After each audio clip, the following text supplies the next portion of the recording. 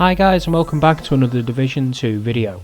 About an hour ago, the Division released some new information regarding the open beta that is coming on March the 1st. Some new changes, some new missions, and some fixes to the general gameplay.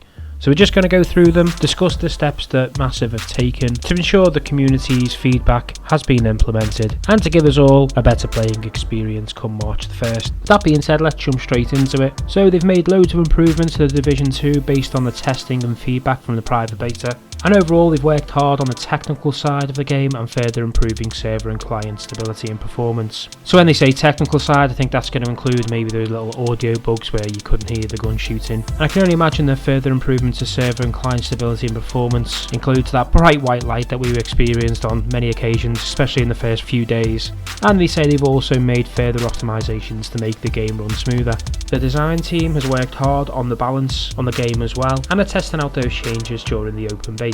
When they talk about balance of the game, maybe that's something to do with the actual weapons. We know people could be one shot with Seekers. We know the shotguns are quite overpowered, so maybe we can see little changes there. They also go on to say that they hope that anybody playing the open beta does come across any bugs or anything that needs fixing to let them know, as it is an important part of the gaming experience. They really want feedback and they really want to know how the game feels as a whole, so if you do notice anything guys, do drop them a message on the open beta forums.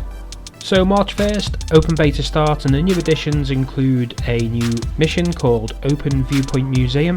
It includes a new skirmish map called Capital Ruins. The Chem Launcher skill is now available as well, and they've raised the level cap from 7 to 8, and they do stress that character progression in the private beta does not carry over to the open beta, so for everybody who played the private beta, we will have to start again. But I'm sure people won't mind, we're up the White House lawn once again. So yeah, new mission, not really much I can say about that. It'd be good to see some more of the in-game content. The new Capital Ruins mission in Skirmish, that'll be great to see if it's a bit different from the one we played in the private beta. As we all know, that had the one choke point on the roof, so it'd be good to see if this map's a little bit more in depth. The Chem Launcher skill as well, for those who want to try that out, it'd be interesting to see how it works. Raising the level cap from 7 to 8 I suppose gives us a better drop on better gears. So yeah, some great little additions to there, so for anyone who did play the private beta, it will feel like there's something else for them to do come March 1st. They have listed the balance changes that they mentioned in the open paragraph. So for weapons, the drop rate of signature weapon ammo has been increased, which I'm not going to lie, I didn't find any unless it was in one of the new Thieves' Den location in the Dark Zone.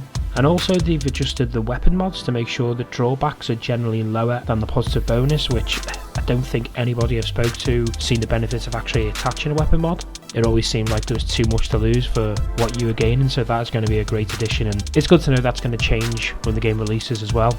The recoil accuracy statistics have been tweaked on several weapons. I must admit I didn't really delve too much into the weapons apart from an assault rifle or two. The RPM of semi-automatic weapons have been reduced overall. They fixed the lucky shot talent to make sure there's some proc on every pellet of a shotgun. As I mentioned before, the shotguns were kind of overpowered, so yeah, that makes sense. Fixed extra talent to give percentage based ammo increased instead of a fixed number. Made several adjustments to the power level and handling of specialization weapons.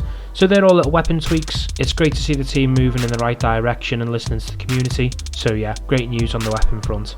There were some balance changes to enemy health and armour. They've decreased quite a lot of things, to be honest. They've decreased the Jefferson Trade Center boss armour and damage, the enemy health and armour in co-op, while also increasing enemy lethality, decreasing the veteran and elite rushers armour by half, decreasing armour plating health for the Grand Washington Hotel boss on story mode only, decreased health of early game hyena NPCs. Also they've decreased armour plating health for the underground tank, and finally they've decreased the lethality and the health and armour of enemy NPCs in the world tiers.